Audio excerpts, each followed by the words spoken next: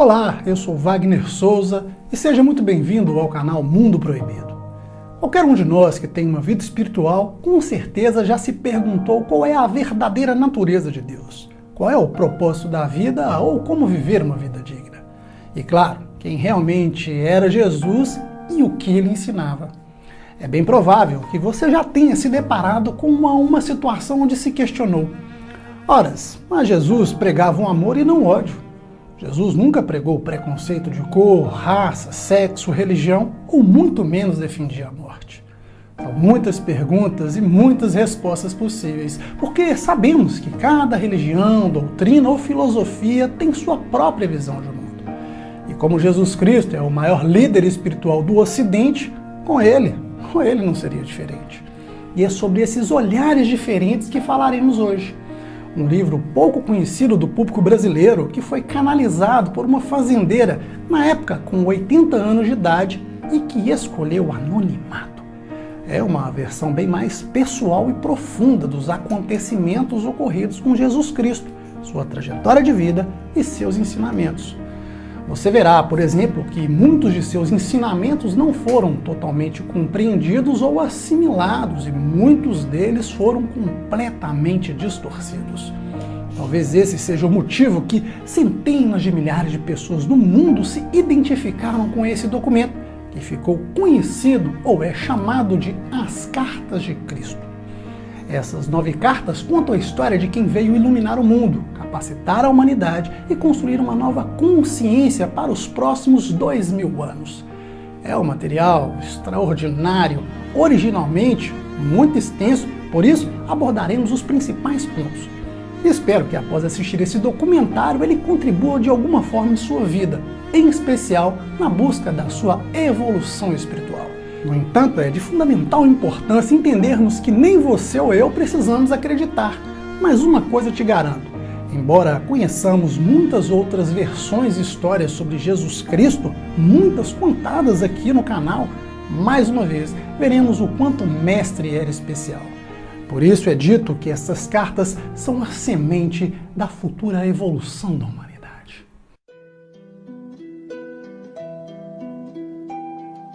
A história começa quando uma fazendeira de origem inglesa foi morar na África do Sul, se casou e teve uma vida relativamente normal.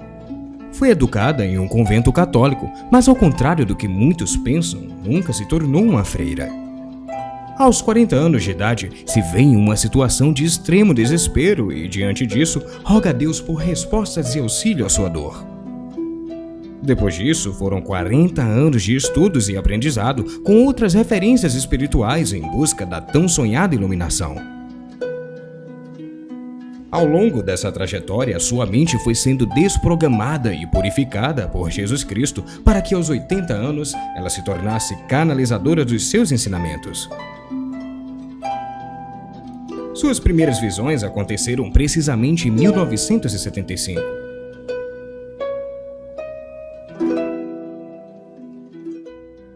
Experimentei uma noite de visões descrevendo eventos desde 1983 até 1994, os quais todos aconteceram de fato. Eu estava novamente sendo avisada que haveria mais trabalho para fazer no futuro. Nessas 9 cartas, Jesus Cristo explica as leis da existência, a origem do ego e revela os processos espirituais e científicos que regem a criação da matéria. Pouco a pouco vai descrevendo a fonte de nossa existência, passando por nossas origens até revelar como nosso espírito se torna matéria. Jesus, ao ver que o nosso mundo está dominado pelo medo e pela incerteza sobre o nosso futuro, traz essa mensagem com o objetivo de dar esperança e guiar a humanidade pelos próximos 2000 anos, já que é o Mestre Maior, o Filho direto de Deus. E deixa claro que o conteúdo vai tocar a alma do leitor, se conectará com o que existe mais profundo, explicando os significados por trás das palavras que finalmente serão compreendidas. Vai criar uma ligação entre a sua mente, a mente de Cristo, que é chamada de mente crística. Em um tempo onde não havia organizações humanitárias, a ambição, a cobiça e o ego humano eram comportamentos normais, e foi neste tempo que Jesus Cristo caminhou pela Terra. Não havia amor fraterno nem mesmo entre os judeus, profetas por várias gerações que estabeleciam o discurso "amai-vos uns aos outros como a si mesmo". No entanto, isso não era proliferado. Pouco a pouco, a humanidade conseguiu desenvolver sua capacidade de amar, o que foi refletido no cuidado com os mais velhos, assim como na criação de hospitais e ações voltadas aos direitos da pessoa humana. Eram homens e mulheres puros de coração. Aqueles que ouviram as primeiras palavras de Cristo guardaram seus valores espirituais. Seus ensinamentos se espalharam e o ápice foi no século XIX, quando as instituições sérias e sinceras se fizeram presentes em várias partes do mundo. Então, a consciência do povo cristão se elevou ao pensamento consciente. A humanidade suplicava por Deus, o que acabou atraindo o poder do divino, que deu aos seres humanos uma dádiva. Eles ganharam a consciência e a experiência, mas esbarraram no seu próprio ego. Era um grande inimigo no qual contaminou uma boa parcela da consciência dos seres humanos. No entanto, havia esperança. A esperança estava nos iluminados e inspirados que mantiveram a consciência espiritual. Estas cartas são um verdadeiro curso para virar mestre, trilhando o mesmo caminho que Jesus quando viveu na Palestina, conforme vemos numa das mais belas passagens bíblicas. Na verdade vos digo que aquele que crê em mim também fará as obras que eu faço, e as fará maiores do que estas, porque eu vou para meu Pai. E eu farei o que vocês pedirem em meu nome, para que o Pai seja glorificado no Filho. Neste ponto, Jesus revela que a origem de todo o mal da humanidade se pauta em duas questões: os nossos pensamentos e nossas ações que não estão voltadas a Deus, ao amor.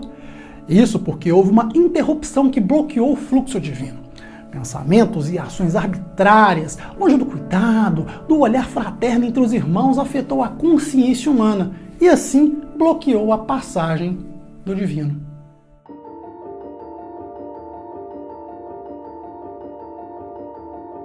A mente das pessoas foi totalmente infectada. Uma infecção contagiosa manifestada na literatura, no cinema e teatro, que se espalhou por todo o mundo. Isso acabou criando uma consciência humana global doente e expressada pela perversão sexual, preconceitos e muita violência. Esta infecção mental primeiro se manifesta através do ego, nas formas egocêntricas de viver. A tecnologia que deveria ser usada para o bem gerou e tem gerado sérios distúrbios. Desde a saúde, nas mudanças climáticas, na diminuição de safras, na degradação do meio ambiente, na extinção dos seres vivos, levando ao massacre de populações inteiras de seres humanos.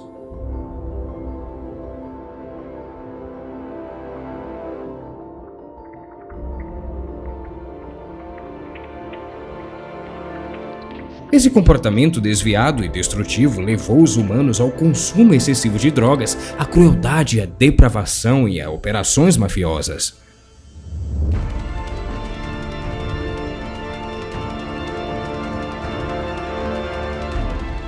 Aqui nasce um ciclo vicioso que é mantido pelos magnatas do entretenimento e da mídia. O propósito é capturar o interesse de um público egocêntrico. Nos grandes veículos de comunicação e no cinema, as tragédias pessoais são cada vez mais comuns e abundantes.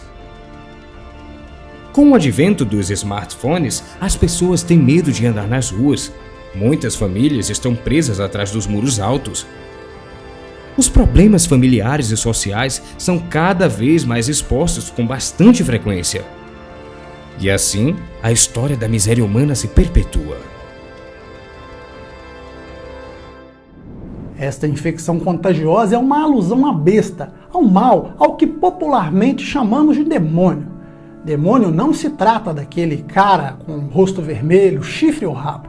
Demônio verdadeiro é o nosso comportamento ruim, o que fazemos com os nossos irmãos, o furto, o roubo, o preconceito sob qualquer forma, motivado pelo nosso ego.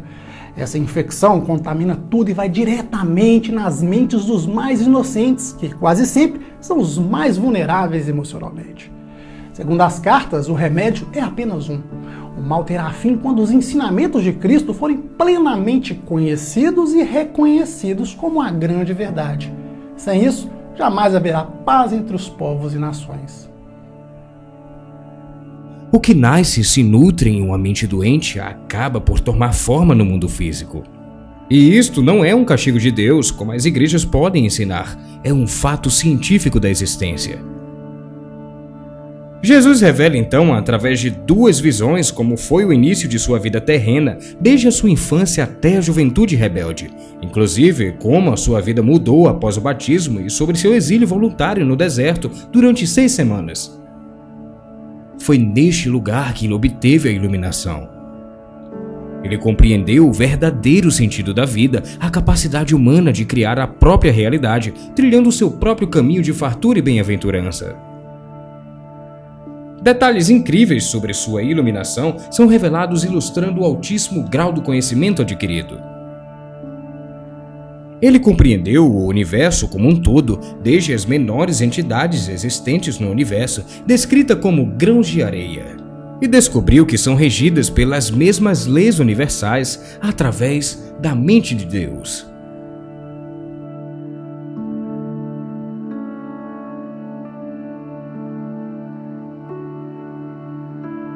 A ideia sobre a existência de um Deus mau, punitivo e cruel não era verdade. Jesus entendeu que Deus não era uma entidade separada, dotada de sentimentos e atitudes humanas, passível de ira e descontentamento. Deus, seu Pai, era um fluxo cósmico infinito. Um infinito de bondade e amor. Cada ser humano possuía todos os requisitos para ser feliz e operar os mesmos milagres que ele operou. E esta era uma dádiva divina.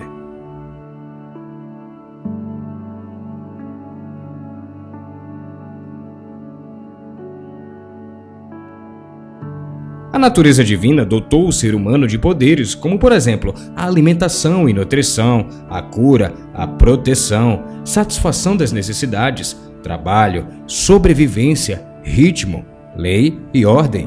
E essas eram as mesmas leis que regiam o fluxo da natureza. Jesus trata sobre as leis da existência. Tudo que o homem acredita ser, se tornará. Tudo que teme que lhes façam, assim farão. Tudo o que espera que lhe façam, deve fazer primeiro. Tudo o que o apavora será vítima. Enfim, tudo o que o emana da mente do homem retorna a ele. Nesta carta, Jesus ensina que devemos urgentemente nos libertar desses esquemas mentais, pois nada do que pensamos tem origem na dimensão espiritual. São esquemas com ideias míticas, preconceitos e concepções totalmente infundadas.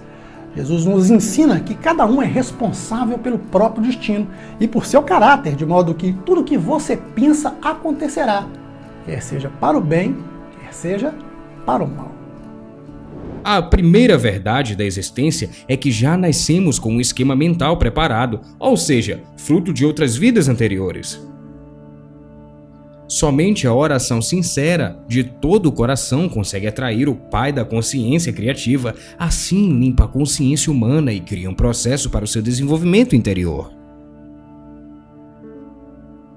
Mas para isso, devemos nos livrar dos padrões mentais que nos prejudicam, usando nossas ferramentas criativas para alterar esses padrões. E dentre essas ferramentas, as mais poderosas são a visualização e a gratidão. Ao pedir ao Pai Criador por uma bênção, um milagre, jamais faça-se imaginando na doença ou na miséria. O pedido deve ser feito como já tendo sido atendido, ou seja, recebido seu milagre. A verdadeira oração está no ver e no sentir de todo o coração que a graça foi alcançada. Assim, se pedir por saúde, sinta e se veja saudável e restaurado de qualquer doença ou negatividade em sua vida. É exatamente isso que muitos gurus espirituais ensinam. A gratidão, o agradecer não é um mero discurso prolixo ou da moda. Jesus Cristo ensinou através do exemplo. Quando estava na Palestina, agradecia de maneira constante, agradecia por todo o trabalho antes mesmo de realizá-lo. Jesus, logo no início desta carta, anuncia: "Eu sou o Cristo". Para entender essa frase, será necessário compreender o significado da palavra Cristo.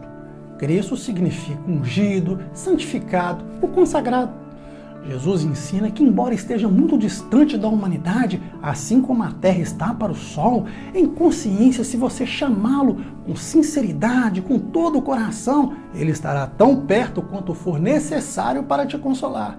E revela que muitos não darão crédito a essas mensagens, ora por preconceito, ora por medo de terem de mudar os seus conceitos, sobretudo porque algum líder religioso disse o contrário.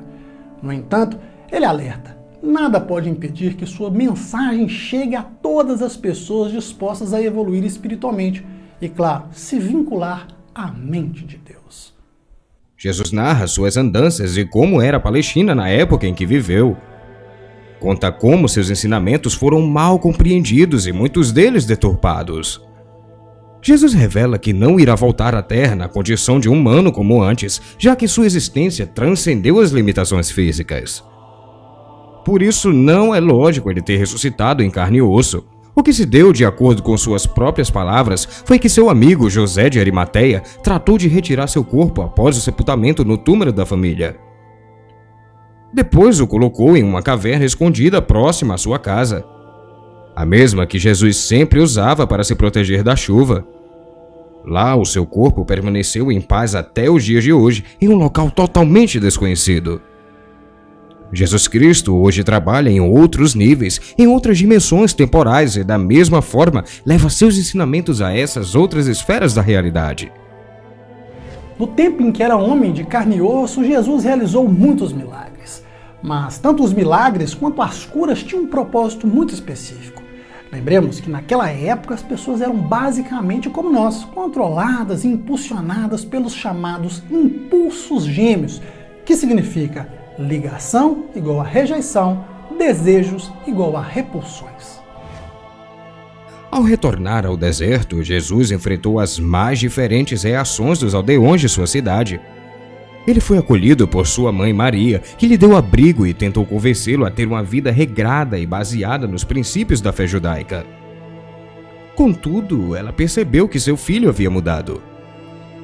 E logo, os pequenos milagres realizados em casa chamaram sua atenção.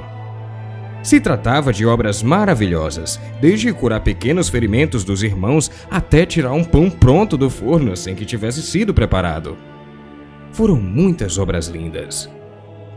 Certa vez, ao olhar para sua despensa e ver que estava sempre cheia de alimentos, sua mãe ficou desconfiada. Ainda não entendia como era possível diante da falta de recursos da família. A mãe de Jesus desconfiou que seu filho, além de rebelde, havia se tornado um ladrão. E como qualquer outra mãe, entrou em extremo desespero. Pouco tempo depois, ela finalmente entendeu o que eram os milagres. O alimento da mesa era a manifestação do amor divino e a prova que seu filho realmente era o Messias. Então, Jesus decide partir, pois precisava encontrar seu próprio caminho. Sua missão não poderia ser concluída em sua própria aldeia.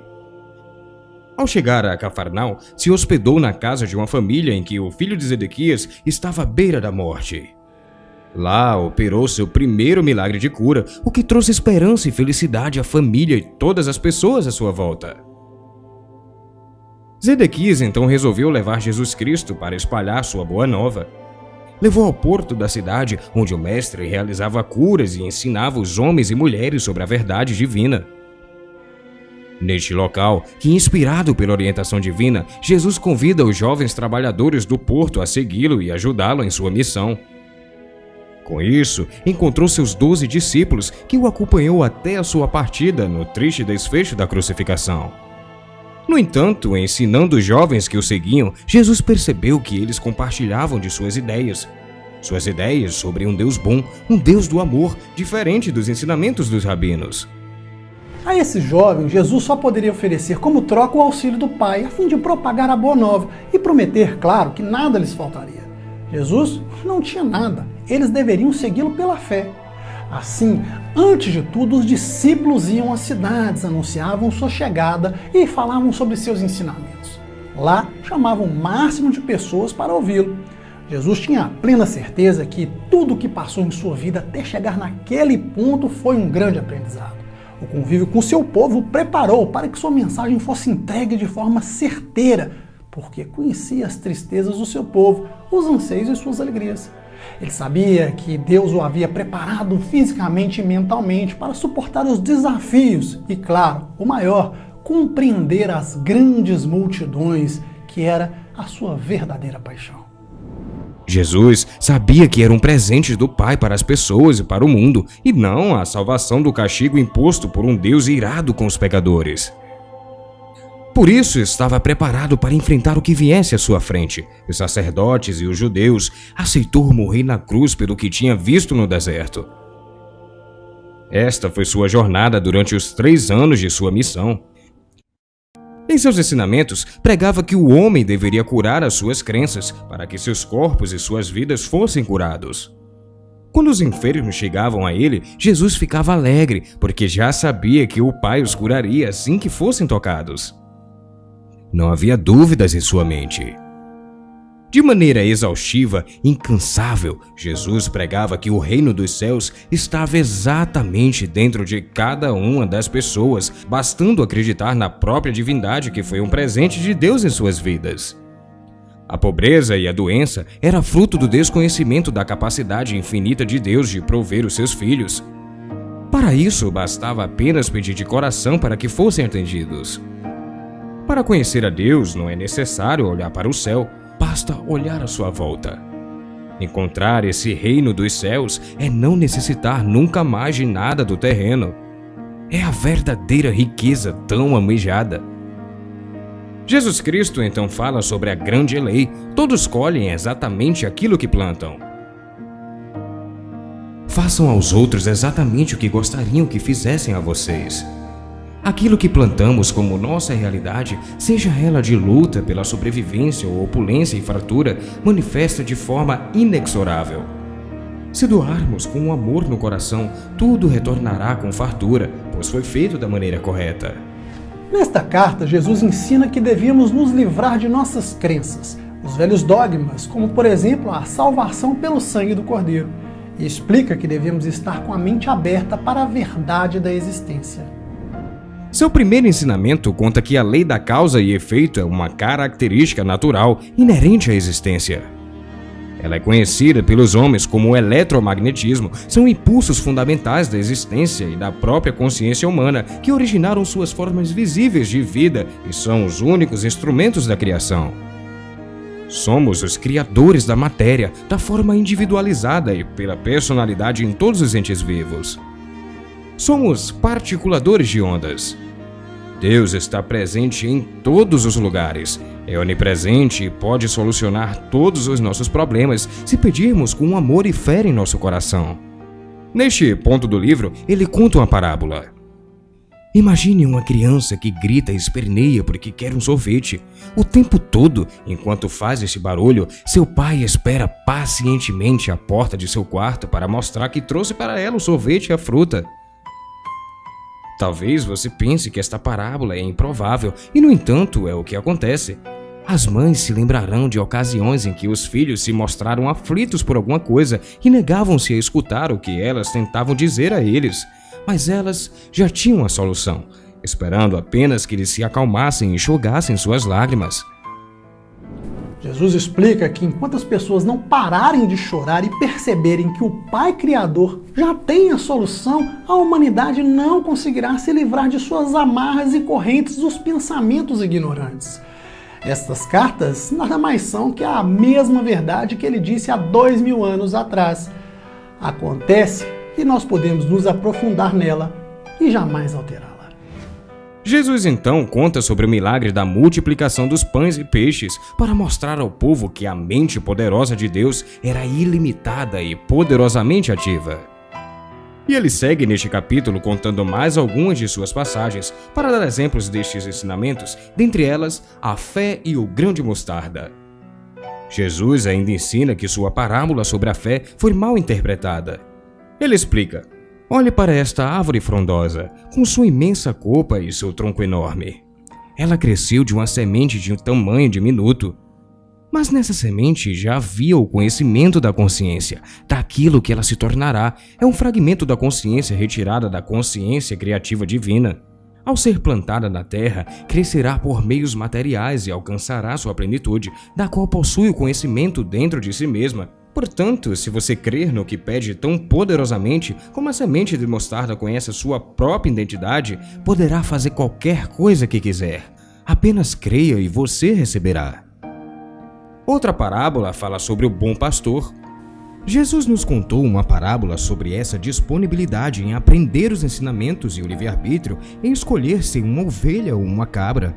Ser pastoreado e ter os benefícios do convívio pacífico entre seus pares, ou ser uma cabra e agir por sua própria sorte, contando apenas com seu instinto de sobrevivência e sem oportunidades de ter a proteção do seu pastor, o seu guia. O pastor ama ao mesmo tempo tanto as cabras quanto as ovelhas, mas não pode proteger estas últimas por causa do seu comportamento natural. Se uma ovelha se desgarrar, certamente o seu pastor a resgatará, diferentemente das cabras que não têm por quem lhes acuda. Porém, se a cabra começar a se comportar como uma ovelha, certamente o pastor a tratará como uma delas, lhes provendo o necessário. De maneira muito breve, nos fala sobre a verdade de sua crucificação. Ele pede que a humanidade não foque no momento de sua morte, que não recorde detalhes sobre sua crucificação, porque para ele foi o momento que libertou da sua vida terrena e se elevou para a luz. Lá, participaria e receberia o amor de Deus em sua plenitude, elevaria seu nível de consciência, já que cumpriu parte de sua missão aqui na Terra. E diz que relembrar este momento todos os anos de maneira traumática é mais uma das coisas que contaminam a consciência. Assim, nos leva para longe da dimensão espiritual e da consciência criativa universal, da mesma forma que o céu está longe do inferno. Para seus discípulos, explicar sobre a sua morte por crucificação era inaceitável. O Filho de Deus ser crucificado, suas vidas perderiam o sentido. A dor que Jesus causava a eles o afetou profundamente. Estava confuso e temeroso de não conseguir enfrentar o Calvário e estava cansado de falar às pessoas e não ser compreendido. Episódios como a figueira que estava sem frutos, a expulsão dos vendedores do templo, demonstravam seu estado de espírito, rebaixado a uma consciência humana e desencadeando o inevitável. Seus discípulos não entenderam seu comportamento e Judas, que desde o primeiro momento não acreditara totalmente em sua mensagem, logo tratou de se oferecer aos romanos e judeus para traí-lo. Ele narra também a sua última ceia com os discípulos e as dúvidas que o preocupava quanto ao futuro de seus ensinamentos. Sua crucificação e morte não são narradas em detalhes, somente sua sensação de paz e louvor após sua morte física e que sua ressurreição não aconteceu de forma física, mas sim na forma espiritual. Jesus faz um breve relato sobre as cartas anteriores e enfatiza que seu maior desejo é levar uma mensagem de fé e de esperança que aprendeu em sua iluminação, já que a igreja estabelecida em torno de seus ensinamentos não reflete a verdade. Ele queria proteger o povo judeu das adversidades que viriam 70 anos após a sua passagem na terra, quando o templo foi tirado deles. Em vez disso, os líderes religiosos preferiram sua morte. E todo o sofrimento que passaram foi provocado por eles mesmos. Então, Jesus revela que todo o sofrimento é causado pela consciência mundial, refletida pela luta entre as nações e o acúmulo de fortunas, ao invés de compartilharem recursos, já que isso pode levar à destruição da humanidade. Jesus fala sobre todos os mestres que transcenderam a existência terrena e elevaram o seu espírito à consciência crística, tendo deixado sua mensagem para a humanidade, servindo de exemplo de comportamento a ser seguido. Seja quem for seu profeta declarado, ele é a própria vida e é poderoso dentro da irmandade de todos os poderosos mestres. Jesus ou Maomé, Buda ou Krishna, todos são a mesma emanação divina. É como se fossem gêmeos idênticos, só que um ensina matemática e o outro ensina história. Todos os caminhos levam à mesma consciência divina. Estes seres iluminados, através do amor divino, alcançam igualmente o judeu, o cristão, o muçulmano, o budista e todos os seres, ateus ou agnósticos.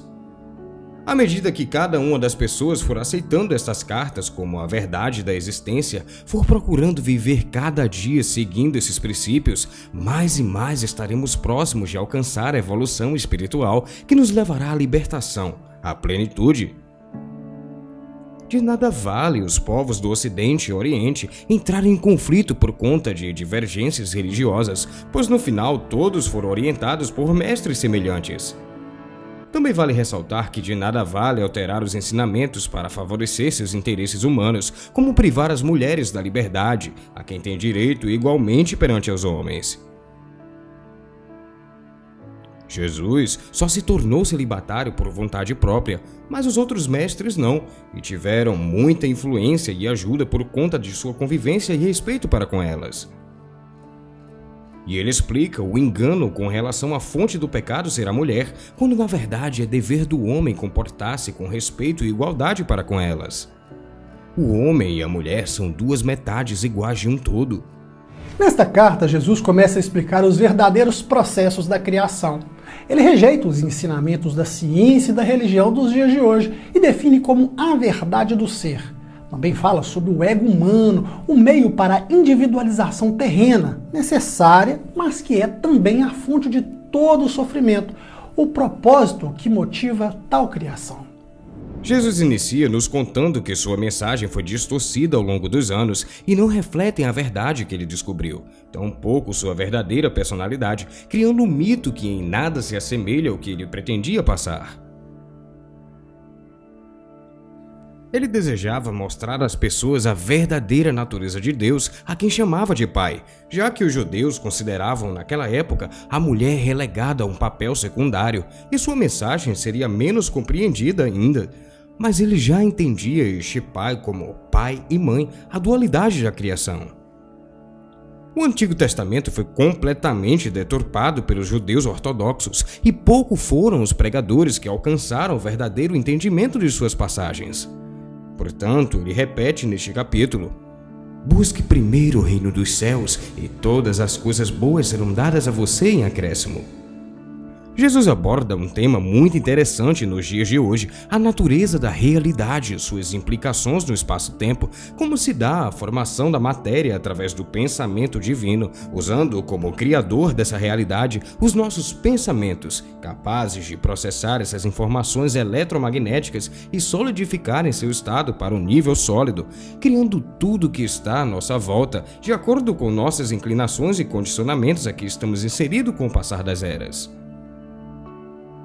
Justamente este tipo de pensamento coletivo de escassez e infelicidade é o que Jesus vem para desmistificar, para nos ensinar sobre as infinitas possibilidades de realização pessoal e coletiva se nos guiarmos pela verdadeira vontade do Deus Criador. Ele também nos fala sobre como a ciência ainda está longe de descobrir a origem do universo, uma vez que acredita na absurda teoria do Big Bang. Segundo ele, é descabido imaginar que nada houvesse antes desse evento, pois o universo, na forma de Deus Pai e Mãe, é infinito e atemporal, sempre existiu e sempre existirá. O grande erro, no caso, é acreditar no ser sólido e, com isso, conceber a Deus também como um ser sólido, material e dotado de personalidade definida, atribuindo características humanas e, portanto, limitadas a ele. A natureza da realidade eletromagnética, como ele se refere, e a ciência só estará correta quando entender que o princípio da vida está presente em tudo que existe. É como se o DNA de Deus estivesse presente em volta, por trás e dentro de tudo que você vê. Mas a ciência faltou explicar o fundamental, o impulso e o propósito que motiva tal criação. Ele segue dando exemplos da evolução inteligente, desde as primeiras moléculas até os dias de hoje, e questiona qual a força motivadora para que tudo isso aconteça. Ele diz que é a sobrevivência. E, finalmente, convoca os leitores para refletirem, porque os cientistas não conseguem explicar um fator fundamental para a compreensão da existência humana. a consciência. E esta vem nada mais, nada menos que da consciência universal infinita, que nos é permitido conhecer apenas uma parte, aumentando cada vez que descobrimos sua origem e nos aliamos a ela. Tudo é conhecimento. Não é possível ter consciência sem possuir conhecimento. Tudo que você vê, toca, ouve, sente, sabe, é consciência, conhecimento tornada visível. Não há nada no universo que não seja consciência tornada visível. Enquanto a verdade da existência e os princípios que geram a vida não forem compreendidos, a dor e o sofrimento irão persistir. Eles são guia sólido para criar um hábito no pensamento para conseguirmos lidar com as adversidades da vida por meio de nossas experiências. Porém, Cristo nos alerta. É preciso ficar atento, pois o mesmo ego que é responsável por nossa identidade é também o motor de todas as desavenças humanas. Devemos então distinguir o que seja terreno do que seja inspirado no conhecimento universal do amor. Somente assim chegaremos ao grande equilíbrio universal. Ele narra ainda como houve a criação da vida através do equilíbrio entre consciência divina e o impulso da individualidade, materializado na forma do ego, da consciência humana e no universo tangível. Purifique a sua mente. Esta é a mensagem deste trecho do livro. Quando não souber o que fazer, acalme seus pensamentos, peça ao Pai Criador orientações sobre a melhor medida a se tomar e tenha plena certeza de que a resposta virá. Em breve, isso se tornará parte do seu cotidiano e será cada vez mais fácil contornar seus problemas e encontrar a paz, tanto para você quanto para os que o cercam, e uma vida abundante de felicidade será a realidade do seu futuro próximo. Há também uma passagem sobre as origens da crença em uma superdivindade individual, a última ceia, a verdade em relação ao pecado e a busca pela verdade da existência. Cristo explica a verdade sobre o ato da concepção e como isso acontece no mundo espiritual e no mundo material. Revela como as crianças nascem com níveis de consciências diferentes e depois explica o lugar do homem e da mulher na ordem do mundo. Um fato interessante ocorreu com essa senhora após escrever a carta de número 7. Sem qualquer explicação, apareceu uma frase que não foi escrita por ela. Estava escrito: "Eu sou o caminho, a verdade e a vida." Essa frase apareceu de forma sobrenatural em uma nota de rodapé, que de fato só poderia aparecer no final da página. O capítulo 7 começa com Jesus contando a parábola do semeador, em que as sementes são espalhadas pelo caminho e germinam ou não de acordo com o tipo de terreno que encontram. Se encontram um solo fértil, como a mente daquele que deseja conhecer a verdade, germinam em profusão, produzindo 100 vezes mais frutos. Seu desejo é fertilizar o solo da consciência do leitor com uma fé crescente, para que ele possa semear as mais belas sementes nascidas de suas percepções espirituais. Jesus continua e nos explica sua profecia em que chegaria o tempo em que voltaria como raios luminosos atravessando de leste a oeste. E isto já está acontecendo. As mensagens das cartas de Cristo vêm sendo espalhadas pelos 4 cantos do mundo e hoje conta com a ajuda da internet. Quem conheceu alguém que leu ou estudou seu conteúdo perceberá que os relatos são os mais diversos. No entanto, notará claramente que pouco a pouco essas pessoas descobrem os caminhos da iluminação, já que se cria um ambiente propício para que os raios de luz penetrem no coração de cada indivíduo que busca a razão divina da existência. Ele alerta, porém, que este caminho de iluminação é simples, porém não é fácil de ser trilhado. E quem estiver disposto a adentrar nessa elevação espiritual deve saber que a cada etapa vencida, mais e mais desafios serão propostos, até se chegar a um entendimento pleno da natureza da realidade divina e com ele uma felicidade duradoura e um profundo estado de gratidão e êxtase. Quando você toma a decisão de viver sua vida em um nível espiritual mais elevado, deve tomar muito cuidado com o que é verdadeiro ou falso na espiritualidade superior, pois talvez seja atraído para diferentes cultos que o conduzirão a outro extenso deserto, desvirtuando a mensagem sublime que Jesus nos trouxe há 2000 anos atrás. Ele comenta neste capítulo sobre as definições de alma e psique, a evolução da psique humana, a vida divina, a energia da alma e a energia da consciência. Um exemplo disso vemos no seguinte parágrafo. Essa morte da personalidade nunca deve ser empreendida como um meio para alcançar a maior intuição espiritual. Isso é altamente perigoso e não fará alcançar uma vida espiritual ou terrena de maior sucesso. Se isso ocorrer antes do devido tempo, será enormemente destrutivo para a psique e para o ego. A penúltima carta de Cristo começa com a seguinte afirmação: vim novamente a você para falar sobre a verdadeira natureza da existência. Mas qual a verdade do ser? Segundo as cartas, é quando você atinge um equilíbrio entre a vida espiritual e a vida terrena. Assim, consegue compreender e visualizar todas as limitações que o ego te impõe. A partir daí, fica mais fácil se proteger dos perigos e ter uma vida espiritual mais próspera. Outro ponto é que você poderá contemplar as vibrações da consciência crística em vários níveis, desde aqueles que se elevam até as vibrações que a nossa humanidade recebe. Toda a existência é uma questão de frequências vibratórias. Quanto mais elevadas suas percepções espirituais, mais velozes são as frequências vibratórias pessoais no seu corpo. Sua vitalidade se eleva e a doença, por fim, desaparece. A comunidade científica ainda se engana quando acredita que vivemos somente no plano material, na dimensão humana. Mas o problema é que o que de fato a ciência sustenta é, na verdade, apenas uma crença sustentada pelo uso dos 5 sentidos humanos. E estes sentidos confundem a concepção de uma realidade última, pois é baseada em circunstâncias nem sempre precisas. Vejamos um exemplo. Até pouco mais de 400 anos atrás, as pessoas acreditavam que a Terra era plana, pois não tinham conhecimento para entender o mundo como conhecemos hoje. Sua visão era limitada e o medo de cair pela borda do mundo limitavam suas descobertas. Hoje evoluímos muito, mas ainda estamos presos em muitos conhecimentos adquiridos por nossos antepassados, em que nossa realidade não cabe mais. Porém, as limitações impostas por essas crenças ainda restringem nossas ações e atividades. Jesus também nos fala sobre os conflitos no caminho da consciência crística, o amor e o ódio, o perdão, o pensamento criativo, o caminho da consciência crística, o Espírito Santo como o espírito interior, a mente e o pensamento criativo, além de morrer para si mesmo, sua individualidade e as reencarnações. E finalmente nos ensina como meditar e como se libertar do seu ego.